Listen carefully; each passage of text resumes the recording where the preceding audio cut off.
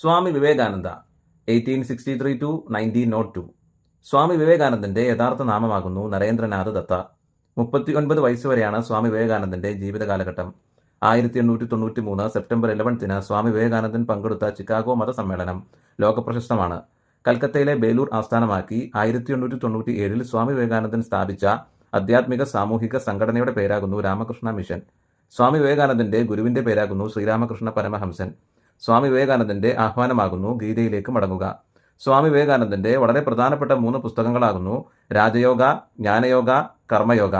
സ്വാമി വിവേകാനന്ദന്റെ മാഗസീനുകളുടെ പേരാകുന്നു പ്രബുദ്ധ ഭാരതം, അതുപോലെ ഉദ്ബോധൻ.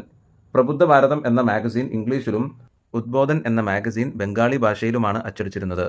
സ്വാമി വിവേകാനന്ദന്റെ ജീവിതകഥയുടെ അതായത് ബയോഗ്രഫിയുടെ പേരാകുന്നു the master as I saw. Swami വിവേകാനന്ദന്റെ ബയോഗ്രഫിയായ the master as I saw എഴുതിയത് അദ്ദേഹത്തിന്റെ വളരെ പ്രധാനപ്പെട്ട ശിഷ്യയായിരുന്ന മാർഗരറ്റ് നോബിൾ ആകുന്നു.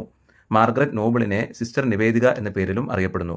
സ്വാമി വിവേകാനന്ദന്റെ 2 പ്രസ്താവനകളാകുന്നു: ഇന്ന് നമുക്ക് ആവശ്യം ഇരുമ്പിന്റെ മാംസപേശികളും ഉരുക്കിന്റെ ഞരമ്പുകളുമാണ്. അദ്ദേഹത്തിന്റെ മറ്റൊരു പ്രസ്താവനയാകുന്നു: പട്ടിണി കിടക്കുന്നവനോട് മതത്തെക്കുറിച്ച് സംസാരിക്കുന്നത് അവനെ അപമാനിക്കുന്നതിന് സമമാണ്.